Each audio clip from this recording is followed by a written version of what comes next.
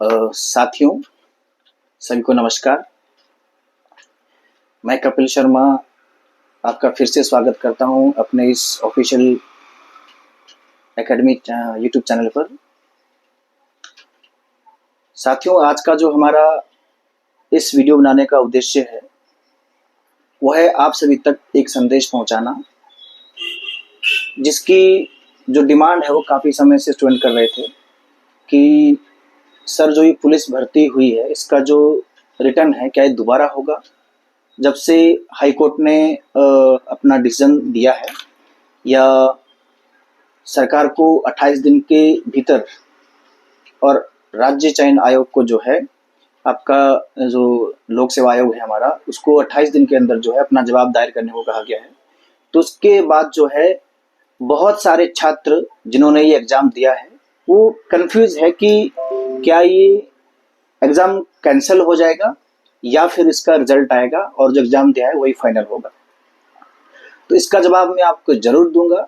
और इसके साथ बहुत सारे ऐसे सवाल हैं जो छात्रों ने हमसे कमेंट के माध्यम से या कॉल करके या फिर व्हाट्सएप आदि के माध्यम से जो पूछे हैं, तो उन सवाल को हमने कलेक्ट किया है और सभी के जो है हम विस्तार पूर्वक जवाब देंगे।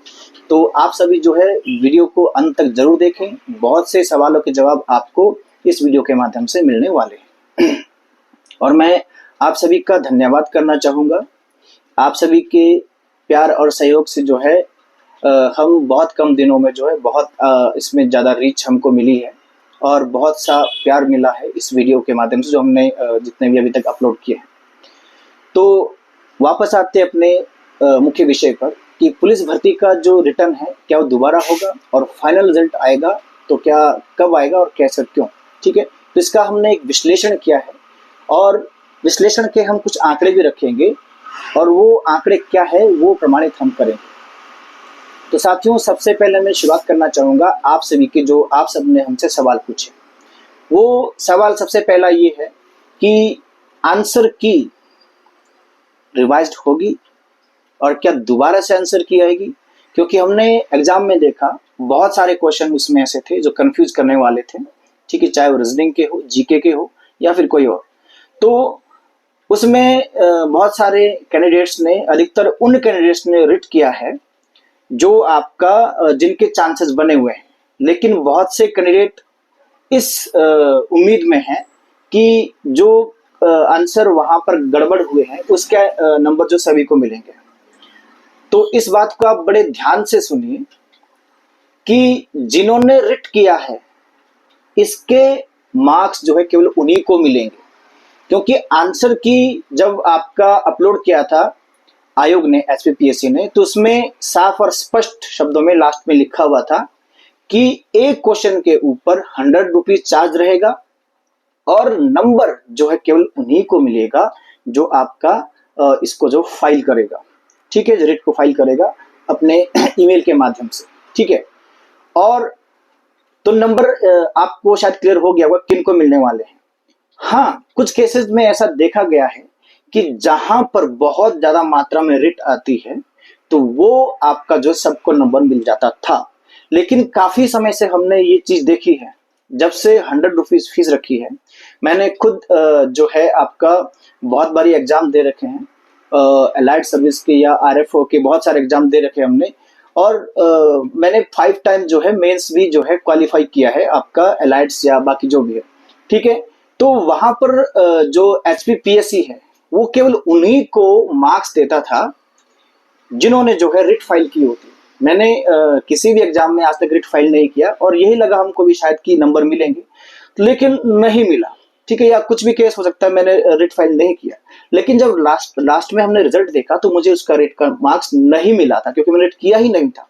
वो उनको मिले जिन्होंने रिट किया था। तो इस बात को बिल्कुल क्लियर करें आप कि जिन्होंने रिट किया है केवल उनको ही जो है अधिकतर नंबर जो है बढ़ने की संभावना है, अगर वो बोर्ड सेटिस्फाइड हो जाता है कि जिन्होंने रिट किया उनका आंसर सही है। तो प्रमाण जो उन्होंने मांगे वो सारे सबमिट करने होते हैं। ठीक है, और उसके बाद बोर्ड का आज तक का जो रिकॉर्ड है वो यही है कि वो रिवाइज आंसर की तो करता है, लेकिन जब फाइनल रिजल्ट आ जाता है उसके बाद वो दोबारा जो है रिवाइज आंसर की वाली आंसर की, अगर किसी के बड़े होंगे तो भी वो बाद में ही शो होंगे। अभी तक ऐसा ही देखा गया है। ठीक है, तो ये हो गया उनका, जिनका जो है आपका कंफ्यूजन था आंसर की से कि क्या सबको नंबर मिलेंगे या उन्हीं को नंबर मिलेंगे जिनका जो है आपका, जिन्होंने रिट किया है। दूसरा था कि वाई रिट, रिट जो है क्यों हुई, जो आपका पुलिस भर्ती के ऊपर स्टे क्यों लगा दिया। तो साथियों, वैसे तो हमको जिस दिन रिट लगा उससे काफी दिन पहले हमको आइडिया था कि इसके ऊपर रिट हो सकता है। पूरी तरह 100% तो हम नहीं कह सकते, उस दौरान भी हमसे कहा गया कि सर क्या संभावना है, लेकिन मैंने उस दौरान इसलिए आगे वीडियो नहीं बनाया कि मैं भी पूरी तरह से श्योर होना चाहता था, ठीक है, क्योंकि वो केवल जो हमको पता था जिन लोगों ने रिट किया हुआ है, क्यों करने जा रहे हैं, ठीक है, कि अब उनको कितने परसेंट जो है आपका इसका बेनिफिट मिलता है। लेकिन फाइनली जो है हाई कोर्ट ने जो बेनिफिट जो है उन छात्रों के पक्ष में दिया है, ठीक है जी। अब यहां पर सवाल ये है कि जो मेन मुद्दा है कि रिटर्न दोबारा होगा या नहीं होगा, जो सभी लोग जानना चाहते हैं, ठीक है। तो इसको भी जो मैं थोड़ा सा इसके ऊपर विश्लेषण हमने किया है आज तक के रिजल्ट के अनुसार, या जितने भी हमने रिजल्ट देखे हैं उन्हीं को आधार मानकर जो हमने इसका विश्लेषण किया है। तो देखिए, रिट हुआ है 28 दिन के भीतर जो है कहा गया है कि आप 28 दिन के भीतर अपना आपका जवाब दायर करें, हिमाचल प्रदेश सरकार से कहा गया है और राज्य चयन आयोग से कहा गया है, ठीक है जी। तो राज्य चयन आयोग ने तो पहले भी क्लियर चिट दिया था और कहा था कि इसमें कोई धांधली नहीं हुई है, कोई पेपर लीकेज नहीं हुआ है, और हिमाचल प्रदेश पुलिस डिपार्टमेंट ने भी क्लियर चिट दिया था कि कोई जो इसमें धांधली हमको अभी तक नहीं मिली है। केवल पालमपुर का एक केस है, लेकिन वो जो है पेपर होने से पहले उनको पकड़ लिया गया था, ठीक है जी। तो दोबारा अब सिर्फ एक ऑप्शन है, गवर्नमेंट ऑफ हिमाचल प्रदेश। अब उनके ऊपर जो है ज्यादा फैसला डिपेंड करेगा। क्यों? क्योंकि बोर्ड ने तो पहले भी दिया है, पुलिस ने पहले भी दिया है, अब गवर्नमेंट ऑफ हिमाचल क्या कहते हैं इसके ऊपर जो है थोड़ा संचय है, ठीक है। तो जहां तक मुझे लगता है अभी तक जितने भी हमने रिजल्ट्स देखे हैं, तो ये केवल आपका फॉर्मेलिटी है। रिट भी जो है आपका आपका जो जिन्होंने की, हम नकारते नहीं कि पूरी तरह आपका पेपर कैंसिल नहीं होगा, लेकिन यहाँ पर जो रिट का उन्होंने, आप वकील का इंटरव्यू देखा होगा तो सिर्फ कहा है कि जो जब पेपर हुआ तो वहां पर एक तो सीसीटीवी जो फुटेज होता है उसका भी कमी देखा गया, ठीक है, मतलब पूरी तरह से। और दूसरा जो है इधर उधर से मतलब ग्रुप डिस्कशन हुआ, तो ये पूरी तरह से इसको लीकेज में नहीं लिया जा सकता ग्रुप डिस्कशन, ठीक है। तो बहुत कम चांस है, यहाँ पर मिनिमम चांस है कि आपका पेपर आपका क्या हो जाए, कैंसिल हो जाए, ठीक है। दूसरा जवाब कि रिट क्यों हुआ, बहुत सारे कैंडिडेट्स जो है मिलकर शिमला गए थे और उन्होंने ईमेल के माध्यम से जो है आयोग को बहुत सारे मैसेज किए थे कि वहां पर जब आपका पेपर हुआ तो बहुत सारी जो है मतलब वो वहां पर डिस्कशन हुआ, बहुत सारी कमियां उन्होंने वहां पर पाई, जिसको उन्होंने जो है आपका चैलेंज किया है कोर्ट में। तो कोर्ट अपना जो है डिसीजन जो है 28 दिन बाद देगा, जब सरकार और इसका वो आ जाएगा, ठीक है। लेकिन हम आपको बताना चाहते हैं कि जो आपका 817 का केस आपने देखा होगा, उसमें श्योर हो गया था कि पेपर लीक हुआ है, लगभग 72 जो है एफआईआर भी हुई थी, लेकिन उसके बाद भी उसका रिजल्ट आया। और भी बहुत सारे रिजल्ट ऐसे हैं जो आपका पेपर लीकेज के बाद भी रिजल्ट आए या देने पड़े, वो हम नहीं कहते, ठीक है। तो अब यहां पर जो बहुत मिनिमम चांस है, मिनिमम से भी मिनिमम कि आपका ये पेपर रिकंडक्ट हो। स्टूडेंट्स ने हमसे फिर सवाल किया है कि आपका फिर से तैयारी करनी चाहिए या नहीं करनी चाहिए, ठीक है जी।